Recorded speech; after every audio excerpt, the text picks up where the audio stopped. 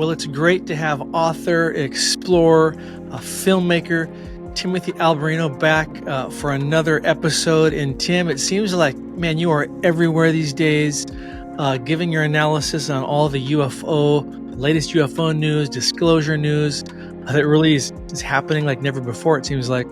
So I want to ask you, do you think you could have timed the release of your book, Birthright, any better than you did not so long ago?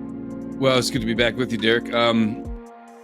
It does seem somewhat providential that I released that book back in 2020 before things really started to heat up with the UFO phenomenon. Obviously, 2017, we had the Nimitz incident and the New York Times publication and all of that, but that was just the opening salvo to what we're seeing now.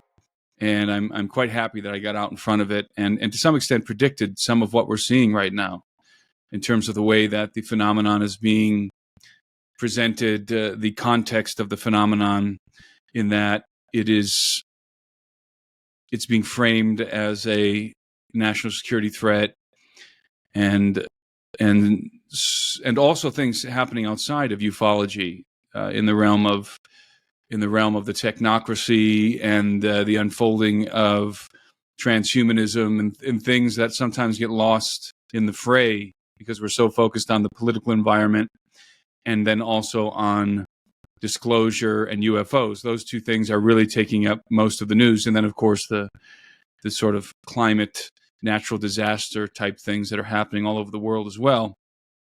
But certainly, all of this is unfolding in the manner that I foresaw. Let's put it that way. So far. Yeah, I don't think you could have timed it any better. If you don't have Timothy's book, Birthright, get it. You can get it on Amazon or his website, timothyalberino.com. But what I love about your book, Tim, is you take people way back to the beginning.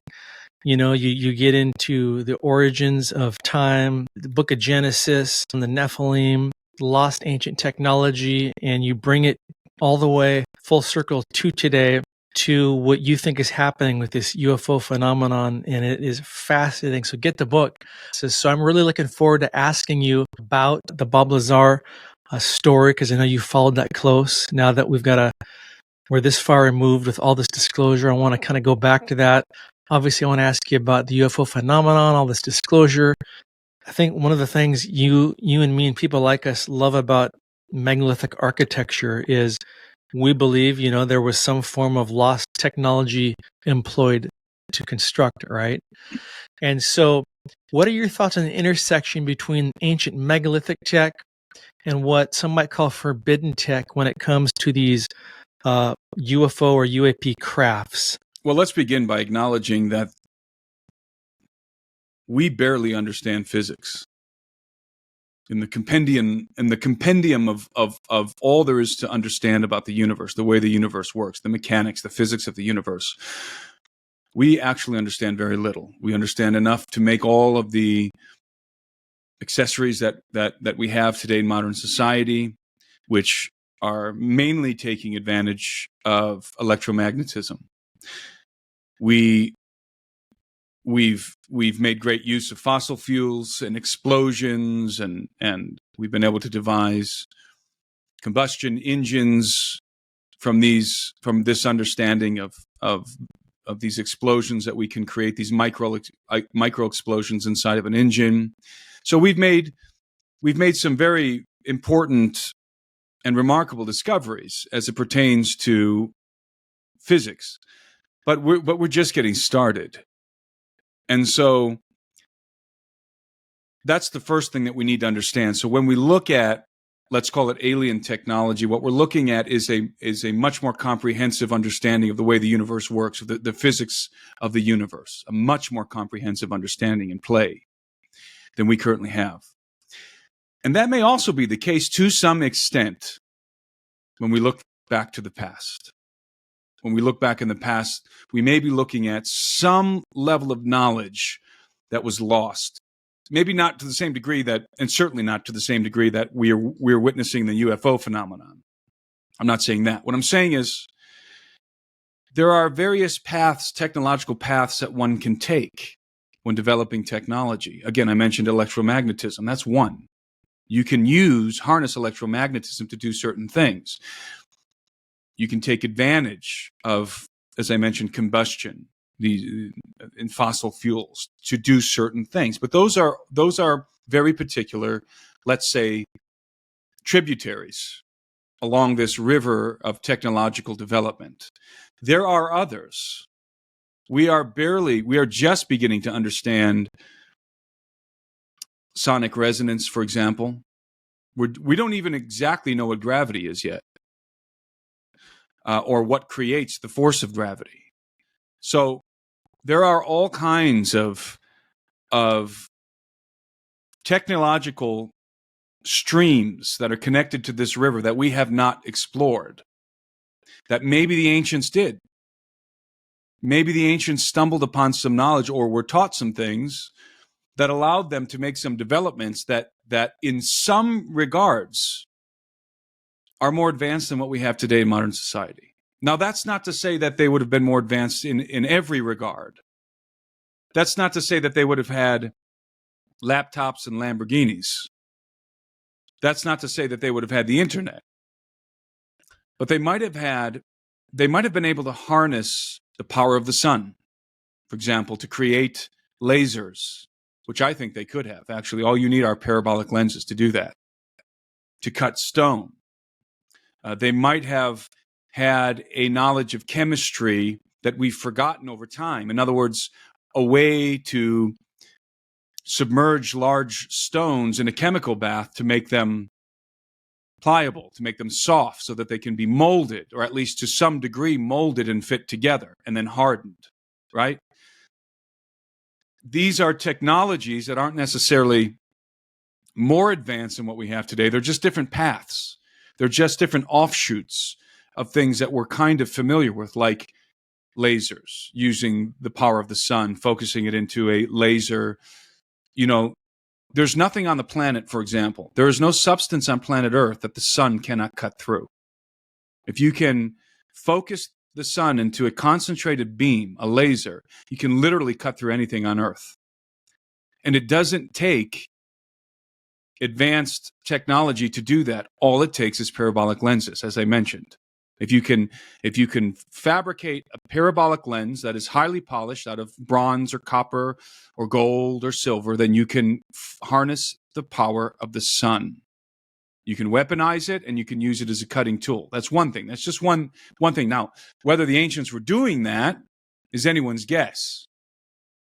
There's also, I mentioned sonic resonance. I'm not sure if that's I'm trying to think of the actual technical term, and you probably know it. Acoustic resonance? I'm sorry, acoustic resonance. That's what I'm trying to get at. Acoustic resonance. We know, for example, that you can levitate matter with sound. That's a known fact. In fact, there's all kinds of experiments all over the internet that you can look at where people are levitating objects of various sizes just through sound waves.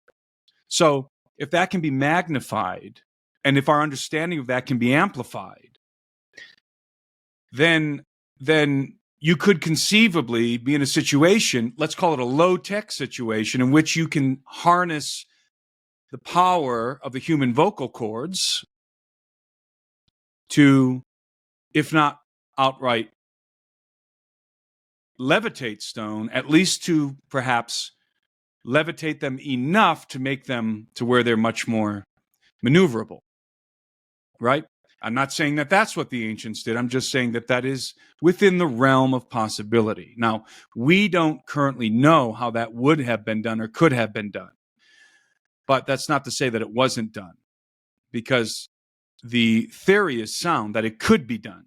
That's the point. It could be done. They could have harnessed the sun. They could have harnessed sound in ways that we are just beginning to understand now. They could have harnessed the power of the plants, right? The utility of plants that we have not really discovered yet, that when you take these plants and you make certain chemical compounds, they're able to as I said, softened stone. So are these things more advanced than what we do today? I wouldn't say they were more advanced, but I would say that those are advanced concepts. But yet those are concepts that do not require a whole lot of other advancements to exist, right? For example, this technology that we're using right now, the internet, before you can get the internet, you have to have at least a dozen other advances in technological advances before you can get to this point, correct? You can't just create the internet without first harnessing electromagnetism. However, that's not the case if you have an understanding of the chemical compositions of these plants and combining them together to create this solution. That's a one-step advancement that would allow you to soften stone, right? Again, I'm going to go back to the sun. A parabolic lens, that's a one step. That's just a one step forward, being able to understand that you can harness the sun and then creating that lens to do so. It doesn't require a bunch of other technological developments around it in order for that to exist. And so when you look into the past, if you think in terms of these simple scientific advancements that are very powerful, and they would have required knowledge, right? But they would not have required all of the infrastructure that we have today to create the internet. They would have been very simple, powerful technologies. So that's kind of the way that I think of the ancient world when I think of an advanced civilization. That's what I mean when I say advanced. Now, having said that, let me also say that I subscribe to the notion that the ancients were helped, were aided with some of this knowledge from, let's call them non-human entities that gave them the knowledge to make some of these advancements, and that these entities, and I would go so far as to say, and their progeny, their hybrid progeny, were indeed in possession of the kind of technology we see on display in the UFO phenomenon. So you have both of those things in play. You would have a priest class, and I think we talked about this last time. You would have a priest class, right? Let's call it an extraterrestrial priest class, and their hybrid offspring. Of course, we're talking about the Nephilim here.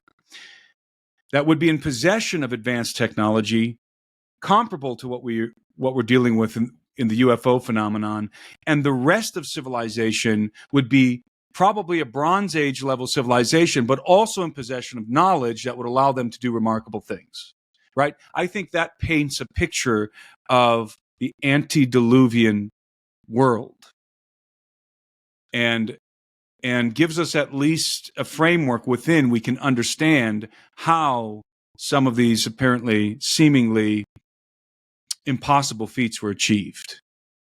When we look at some of the megalithic structures and also some other things, not just the megaliths. So that's sort of my general survey of what we call an advanced prehistoric civilization that was destroyed in a cataclysm. That's a great segue into talking about some of this modern or forbidden tech. And again, to me, that's kind of where these two topics collide, is we're talking about technology, whether it's ancient or this forbidden type. So, and again, get Tim's book, because he weaves all these topics together of the ancient pre-Diluvian golden age world to what is happening, seems to be happening today with the UFO phenomenon. So I want to get into that now. I know you followed the Bob Lazar story close, and this is a story I was always intrigued by. And obviously lately we've had these whistleblowers, Grush, and others coming forward about the government collecting non-human craft, reverse engineering them.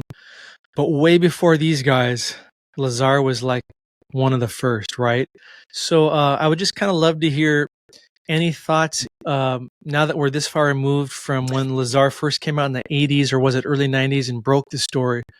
What are your thoughts? And is his story as relevant today as it ever was? Well, first of all, I'd like to affirm Bob Lazar's story. I believe he absolutely was telling the truth. Absolutely. And I think that Grush's revelations and those of Mr. Graves and Mr. Fravor do indeed affirm that Bob Lazar was telling the truth. And there's many, many, many reasons why I believe he was telling the truth. And I think all the attempts to debunk his story have fallen flat and have themselves been debunked. Bob Lazar is a very interesting character in that he came forward with these incredible revelations before the media was ever willing to take the UFO phenomenon seriously. You see, the situation has changed. So when Bob Lazar came out with his allegations, he had no support group. He had no allies in the media except for one man, George Knapp. He had definitely, there was no pathway for a UFO whistleblower in place. That certainly didn't exist. And so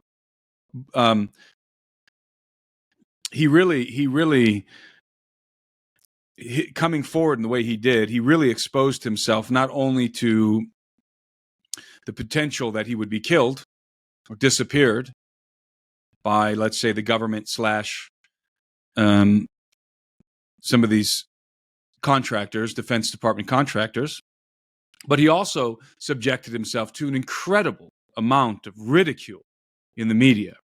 Because again, the media was not at a point where they were even willing to discuss UFOs in any kind of serious manner.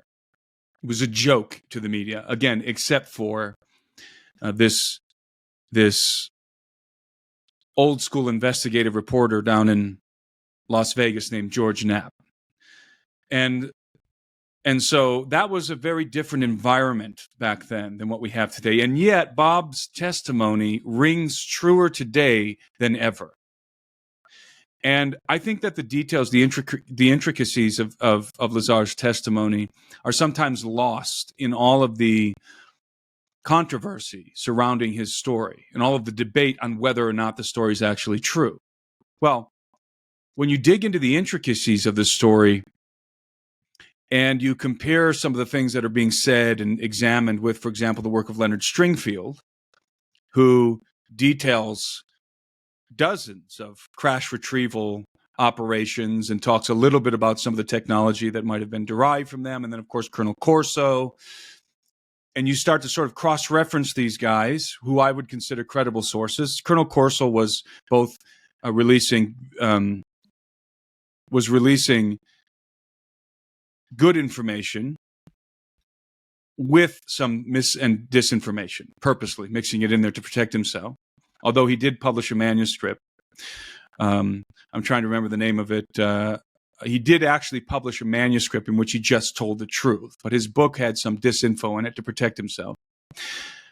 But everything these guys have said, Colonel Corso's manuscript, his unpublished manuscript, Bob Lazar's testimony, the work of Leonard Stringfield, and dozens of others, when you strip them of the controversy and you look at the substance, you have the same thing. Essentially, you have the same story. In Bob Lazar's case, he was working on what he calls a sports model UFO, which was a saucer, not a particularly large saucer, but a functioning one, because many of the crash retrievals that we have are non-functioning. We still harvest components from them, or we try and fix them to the degree that we can. But I think it's a rare occasion when we actually get our hands on functioning technology. And in this case, Lazar was working on a functional craft, again, which he designated as a sports model because of its sleek design. And Lazar actually goes into quite a few details. First of all, that the craft was manufactured to accommodate very small people, 3 to 4 foot tall people. Well, obviously, we're talking about the Greys here, again, which you run across in so many other stories with the gentleman that I've already named. So you're looking at a craft that was manufactured by and for the Greys. And Lazar gets very specific in regard to the physics, which is what I really love about Lazar's story, because Lazar himself is a physicist. And he talks about one of the most important components of this whole reverse engineering story, and that is the exotic material, element 115. That is the power source or the critical component for the reactor that is powering so many of these craft, if not all of them. I mean, there's some claims that element 115 is the critical factor in every single shape and size of UFO out there. That's truly alien technology. There's some dispute with that. Who can know? But certainly element 115 is being incorporated into many of the craft. And element 115 is a piece of exotic matter in that it's not found on planet Earth. So the Greys are getting it elsewhere. They're getting it somewhere else besides planet Earth. Who knows where they're fabricating this stuff? But you can't reproduce it on Earth. We don't have any stable isotopes on Earth. We can produce an unstable isotope of element 115. I believe it's called Moscavian or Moscavium. I don't remember exactly the name of it on the periodic table, but it's there now. And we can create an unstable isotope that lasts for fractions of a second, but that's it. We cannot condense, we cannot create a stable element 115 isotope with which we can do anything practical. It's just there one moment and gone the next. So element 115 is critical to the function of at least some of these craft. And the reason why it's critical is because it has very anomalous gravitational properties. One of the things, according to Lazar, that element 115 does is it throws off an antiparticle, antimatter. And so we know, because of CERN, for example, we do this all the time at CERN, we can create antimatter. We can't create a whole lot of it, but we can create antimatter particles at CERN. And we know that if you take antimatter and matter, that is one of the collision. Antimatter and matter are always going to collide and annihilate each other. And that reaction is the most powerful reaction that we know of, that we can actually create.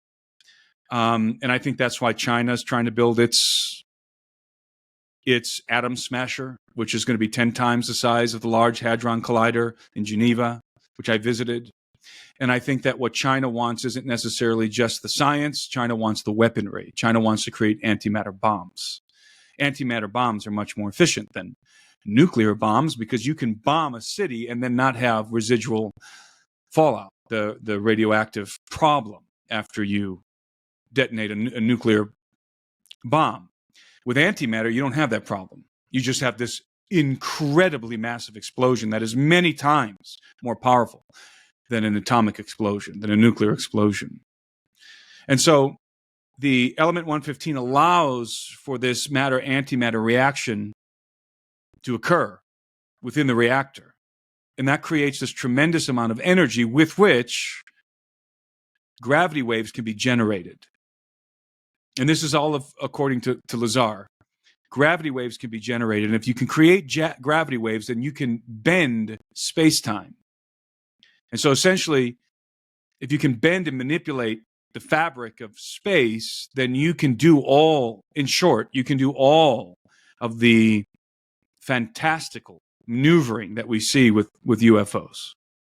It accounts for everything we see. You would not have the G-force inside of these craft because you would not be operating within the atmosphere. Rather, the atmosphere would be bending around your craft. So you're no longer being affected by the atmosphere. And that's why those of us who've had close encounters with UFOs have noticed, like as myself, have noticed that the craft are unaffected by the atmosphere.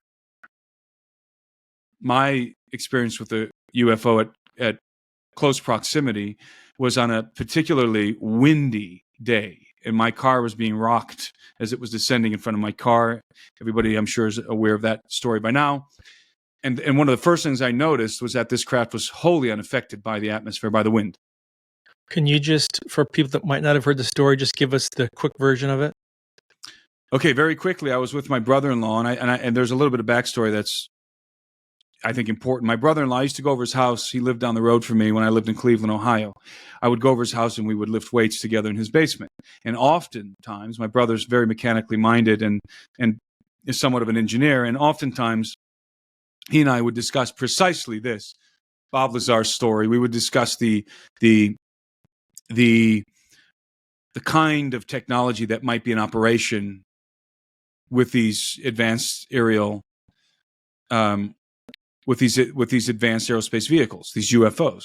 This was often the topic of our conversation. Again, even specifically Bob Lazar and some of these other stories, Colonel Corso and so forth. And so one day we're in his basement working out, probably in the midst of a conversation revolving around Lazar or something like that. And my brother-in-law wants to go and get some supplements from the GNC store in the next town over called Brook Park, where I happened to grow up. I grew up in Brook Park, Ohio. And so it was, I don't remember the exact date. It was in February. It was very cold and it was very windy. And it was about, I would say 7 o'clock or so. The store was closing at 9-ish, I think. And so we were rushing over there to get to the GNC store. Now, the GNC store was located in what's called the Brookgate Shopping Complex. I used to ride my bike around there when I was a kid, very familiar with it. And it was a strip mall. And so, long story short, we're pulling up to the strip mall. It's probably about 8 o'clock at night. And we notice that as we're coming to the light before you go into the parking lot, we notice that there's this craft, this thing hovering above the corner store. And we thought immediately, it must be a Chinook or a Black Hawk helicopter, because that was roughly the size of this object. And it had very bright lights on it. And there's a National Guard base not far from there. So the first thing that came to our mind was, oh, look, the National Guard is running a drill. That's literally what we thought. So we rolled down our windows instinctively to listen for the whipping of the blades in the air that surely we would have heard if it were a helicopter. We heard nothing. And that was our first clue. We sort of looked at each other thinking, something odd is going on here. So I pulled into the driveway. And I pulled in just to the middle of the driveway. I didn't even park in a parking spot. There was hardly anybody in there anyway, in this big driveway, this big parking lot, rather. And I just threw the car into park because we were flabbergasted. This object, which it became apparent very quickly that this object was not a helicopter. Didn't look like a helicopter, and it was certainly not operating like a helicopter, and there were no propellers and no noise. It hovered it lifted up from where it was above this corner store, and it glided effortlessly through the air, right above and a little bit in front of my car so that I could see the entirety of the craft through my windshield. And then it began to descend over my car. And it got about to, I would say, 40 feet. I could have hit it with a rock. It was about 40 feet above and a little bit in front of my car. I could see the whole thing. My brother-in-law could see the whole thing. And we were just gaping at this craft with our jaws just hitting the floor. I mean, we were awestruck.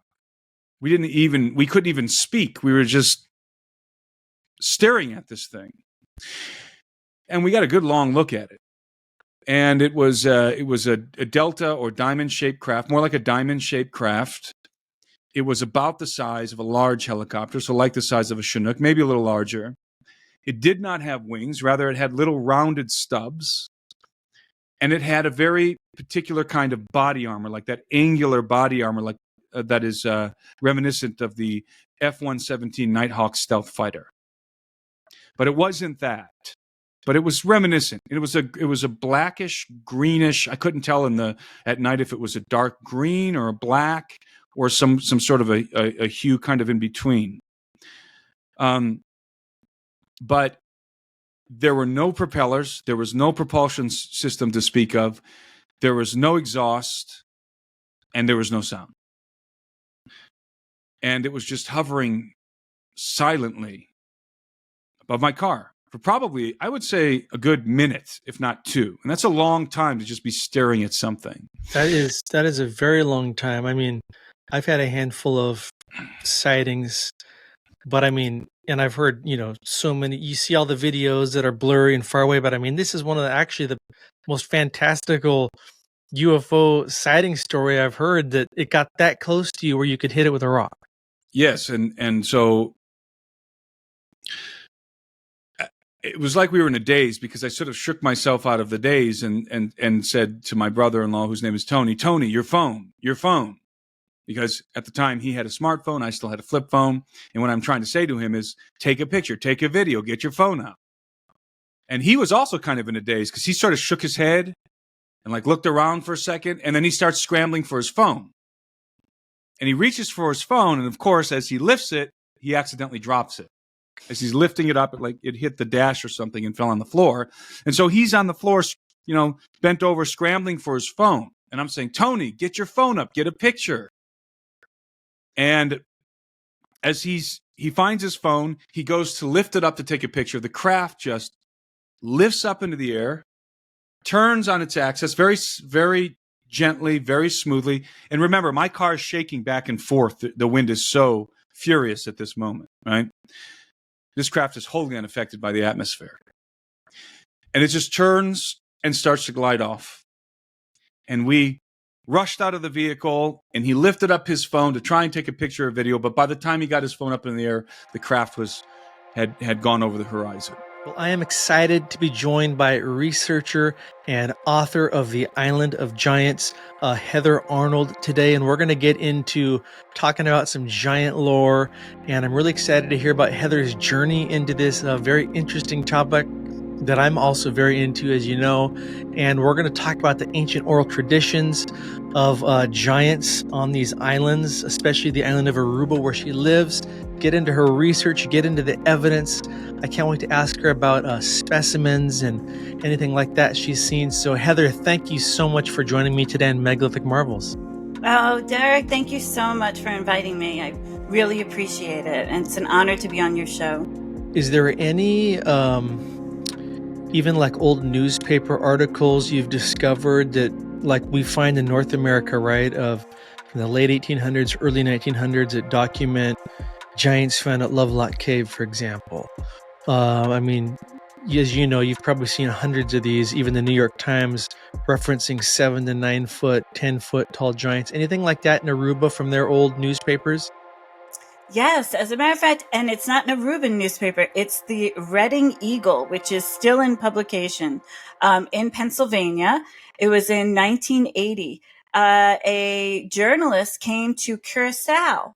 And in Curacao, it's most fascinating because there was a gentleman named Chris Angles, and he was a Dutchman living in Curacao. These islands, by the way, are part of the Kingdom of the Netherlands. So this gentleman was living there, and he had read the stories of Vespucci. His letters, Vespucci's letters are very specific about his interactions with the giants, what they look like, where they lived, how they interacted with other people, their weapons, their size, of course, which is why Vespucci came up with calling Aruba the Island of the Giants. And so he was convinced there were giants here in Aruba.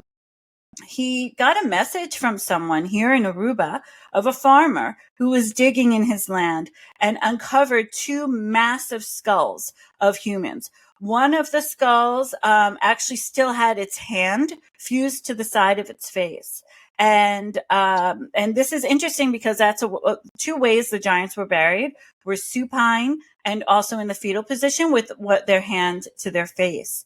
So he uncovered these 2 skulls, and he contacted Chris Angles because he knew that he was interested. And Chris sent over a team, and they came here to Aruba, and they uncovered one of the largest archaic burial grounds in the entire Caribbean. They uncovered as consequential archaeological excavations, uncovered over 72 skeletons. They stopped at 72 because there were so many, they didn't even have the manpower to gather all of the remains, and thankfully so. And so he sent over a team, and they began to excavate, and they got these 2 skulls. The rest of the bones, which is a story we often hear, disintegrated upon leaving the earth.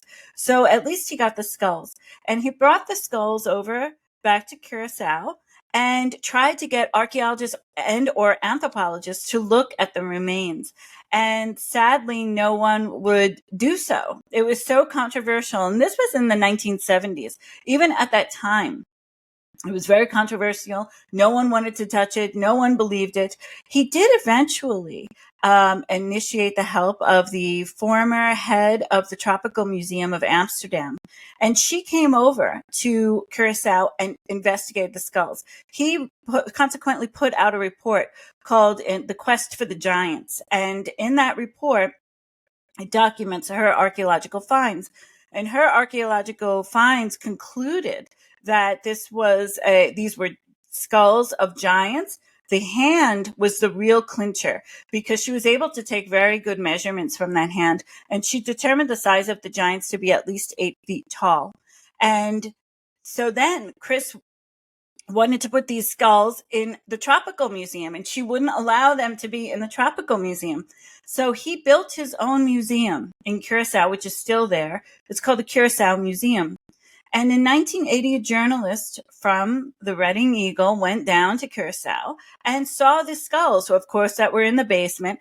And by the skulls, the description was these were skulls of the giants, a race of giants who lived on the islands, and they were believed to be over 8 feet tall. And so this article, and you can find this article. I posted it on my social media, and this was the last communication about the skulls that I can find. I have consequently been trying to repatriate those skulls back here to Aruba as I'm working on starting a new museum here in Aruba that will portion. And and the skulls are gone. So the skulls are completely missing. So this article came out, and now no one can find the skulls. It's believed maybe they're at Leiden University in the Netherlands.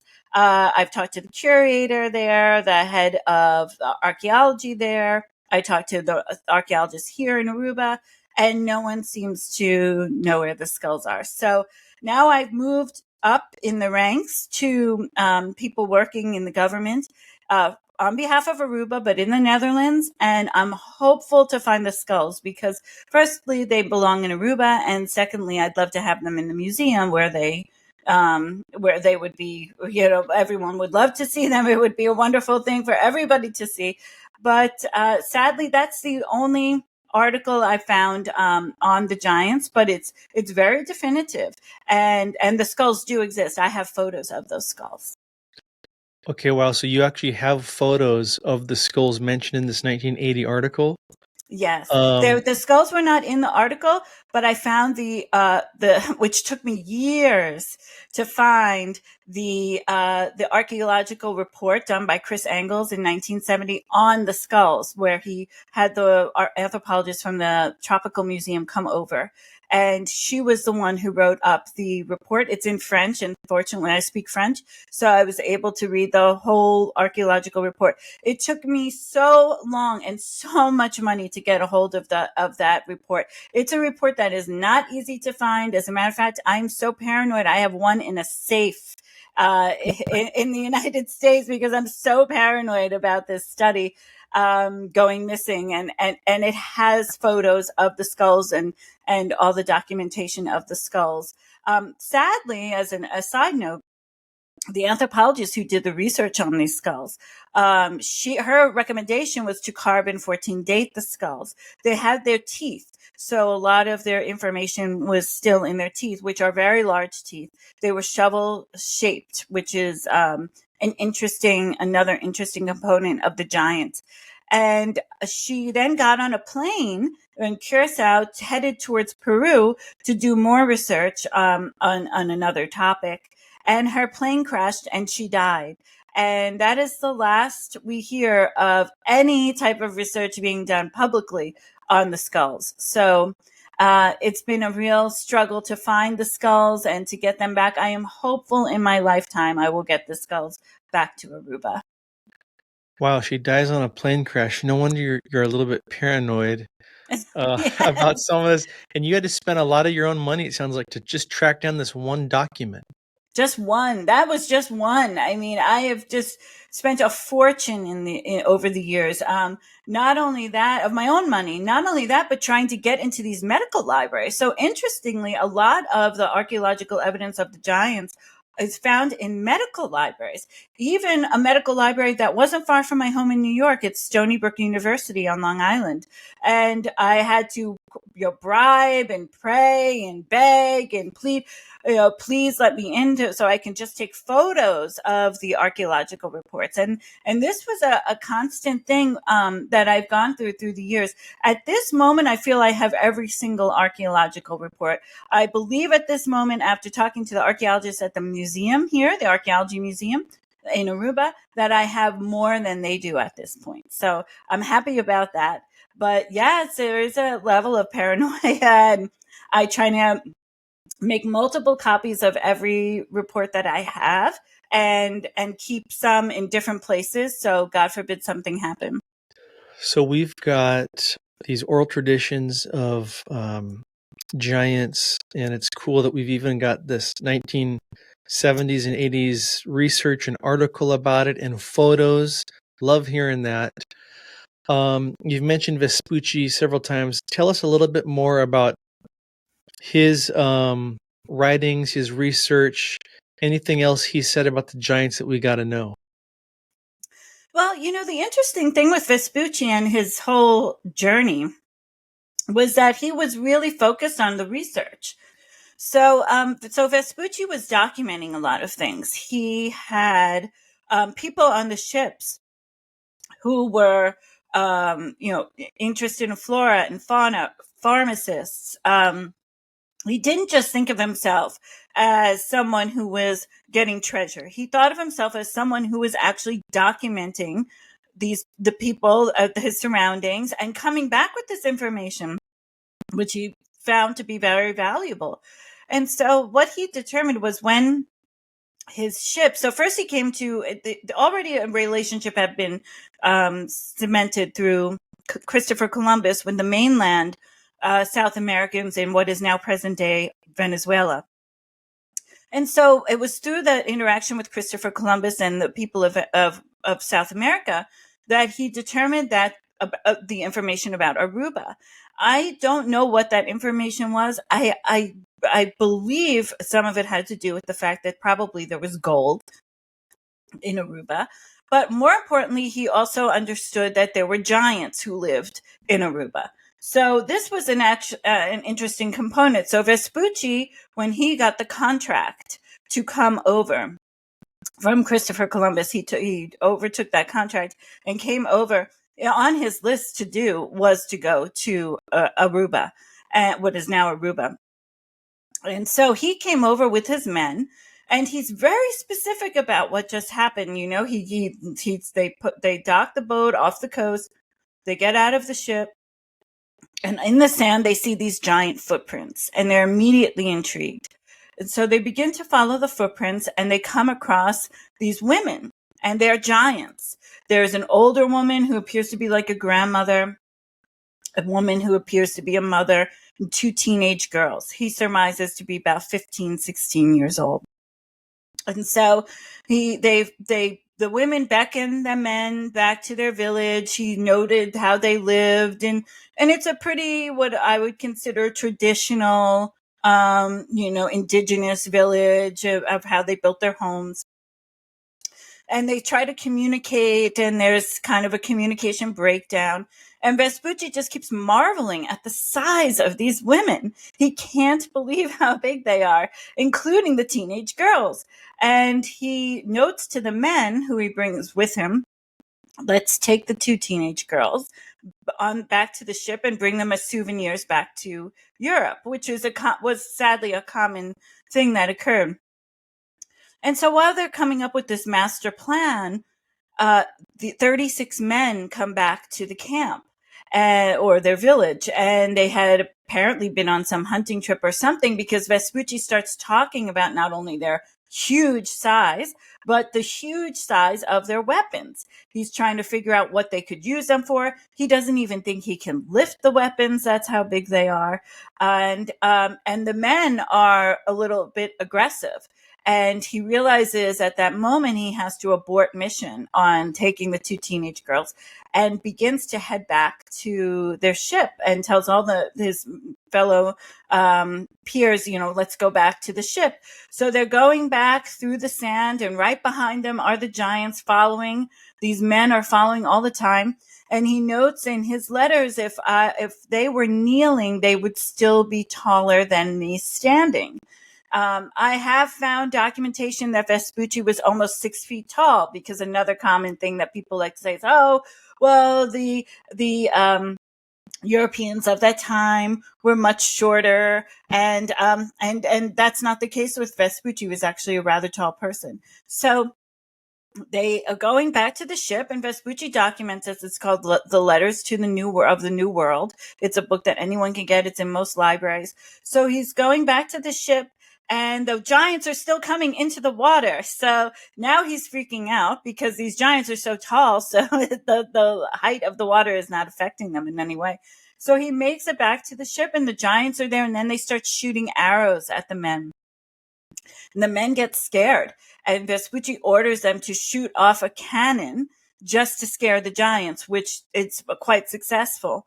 And he ends the whole notation on this interaction with that he thought that day he was going to die. It was one of the scariest moments. And mind you, he had just left an island off the coast of Venezuela, further east of where I am now in Aruba, where he saw a human on a Spitfire being roasted and eaten. So he was actually more afraid of the giants, interestingly, than of cannibals, which was quite fascinating.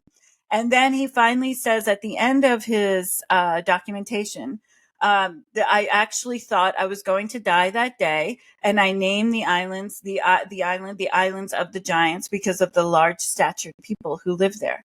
And that was the name that stuck with the island for some time. You had a post recently about some petroglyphs I've seen and equinox alignments. Tell us a little bit about that. And do you think any of this stuff made or crafted by these giants? So there are extensive megaliths on the island of Aruba. Of all the islands, Aruba probably has the most, again, because of the climate here in Aruba. It's not very conducive to farming. It's quite frankly a desert island. So a lot of the land is exactly how it was very, very long ago, whereas in Curacao, most extensively, and Bonaire to a certain degree, there was more farming, plantations, etc. So things have been moved or buried. But here in Aruba, there are megaliths. So through my research and through meeting the people here who have pointed me in the right direction, invited me to their homes, to private lands, I've uncovered 13 balanced stones. And these are massive, massive stones, bigger than even if people are familiar with North Salem, New York. There's the balanced stone. And that's, I believe, I think it's 60-ton, a 60-ton balanced stone. These are 2-3 times the size. They're always oriented in a certain direction. And I've been mapping where they're pointing, their latitude and longitude, what direction they're facing. And through it, I have mapped them. And the map is quite intriguing. So the petroglyph sites, and Aruba has extensive petroglyphs, probably one of the most petroglyphs of any of the Caribbean islands. And the megaliths all align. So most of the petroglyphs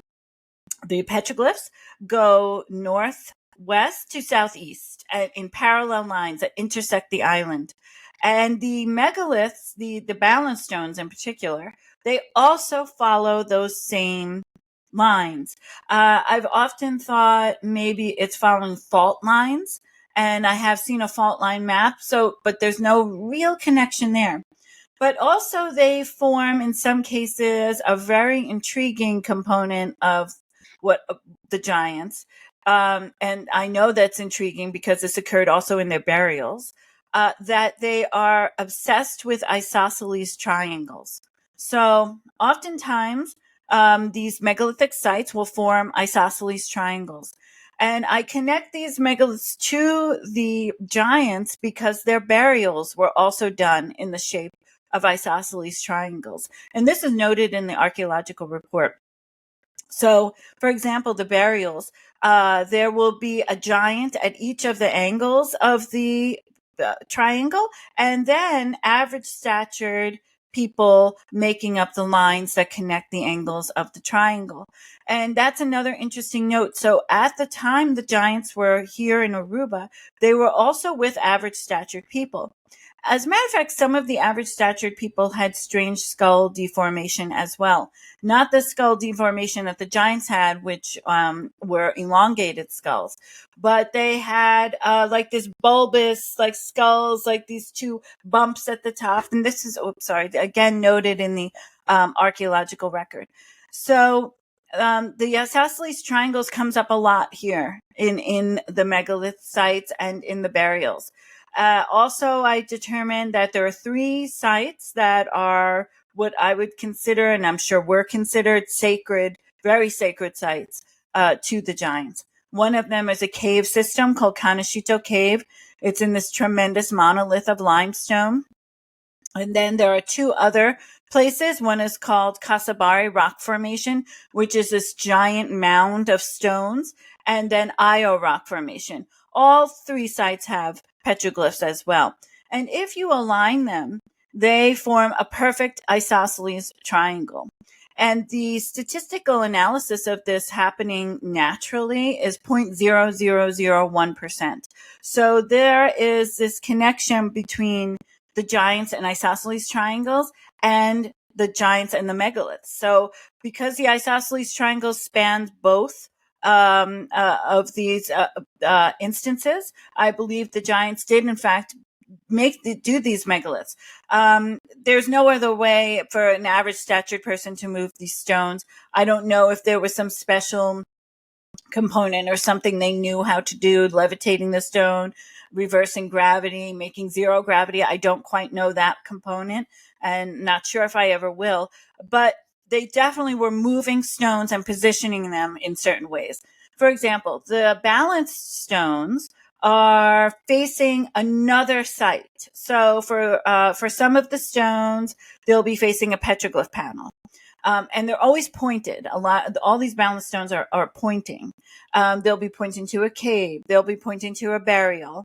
And so these were deliberate megaliths. They weren't just put somewhere to say, oh, this is our town. A lot of people say, oh, they did this so that people would know that this is where the town was. Or if they're looking, they can see, oh, yeah, okay, there's the rock. I know I have to walk that way. I don't see why anyone would go to this much effort for something so benign. And furthermore, a lot of these sites line up with astronomical celestial events. So the solstices and the equinox are, again, as is a global phenomenon, documented very well here that I've discovered. No one has even looked at these connections between what's going on in the sky and what's going on here in the ground. And I found probably one of my most fascinating finds was the winter solstice sunrise that peeks through a balanced stone that's almost like a dolmen, big square stone on top with the other stones bracing it at the bottom. And the sun at the winter solstice, and in the ancients, the giants, they accounted for the hills in the background. So the way that they built this was that the sun at sunrise has to clear these hills. Even though the sun has risen in other parts of the island, it has to clear the hills in order for the sun to shine through. And they built the megaliths specifically so that they were high enough that through the center of these balanced stones, the sun would come through, because they accounted for it having to be a little later in time due to the hills. And that, what to me was the most fascinating. And adjacent to it are 2 equinox markers that look like reptiles, almost snakes. And that's another common theme: snakes, frogs, here in turtles. And this again is another global phenomenon that you'll find. And next to it are these two heads, and in between on the equinox, the sun comes right through these two heads that are adjacent to this site. And this is all at Io Rock Formation. It's a public place. Anyone can go. It's open to the public. It's protected by the government, thank goodness. And these are some of the sites that I found. And of course, because I'm in Aruba now, I can do more of this research. And I used to have to write everything down and hope that my schedule would permit me to be here at those certain times. And thankfully now I can be here at all those times. And that's the research I'm doing. So through this research, I found equinox markers and winter solstice and summer solstice markers as well. Wow. So you said something I got to go back to. I think you said really quick in passing that your research has found that these giants, their skulls were elongated. Yes. Please talk more about that.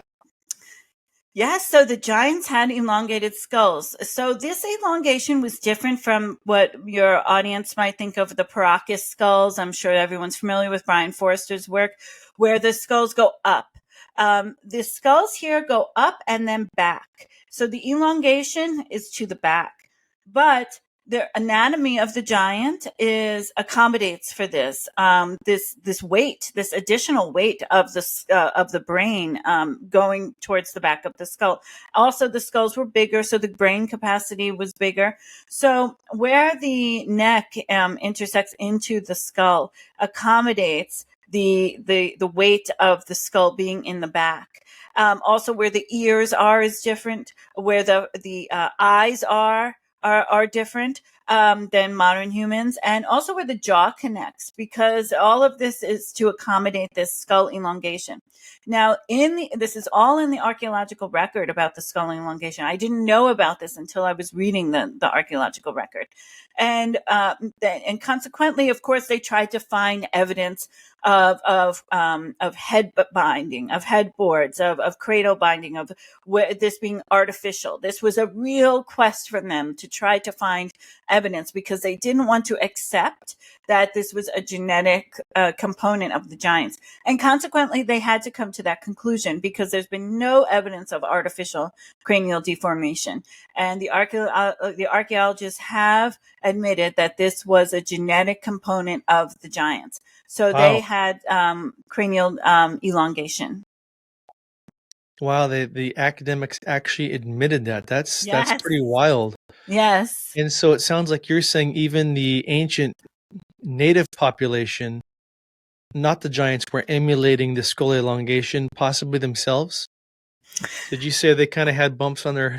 Yeah, Well- it's believed that they were totally different people. So, which is very odd. I don't know. They don't know. So they're very, for example, in this cave that's right across from my house, it's called Kanashito Cave.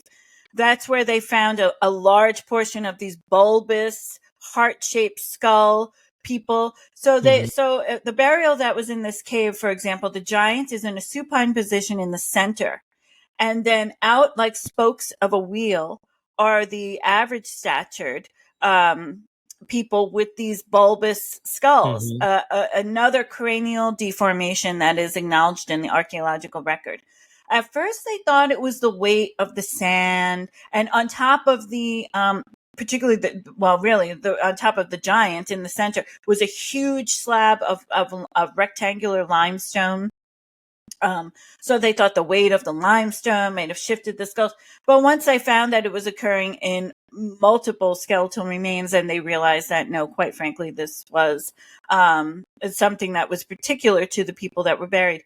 And so there was no other research done on those people, on those skulls, or how the skulls got that way. The fact is, they never found any instances of what you would find during intentional deformation. Sure. So it's presumed that it was another natural component of these people who no one knows where they came from.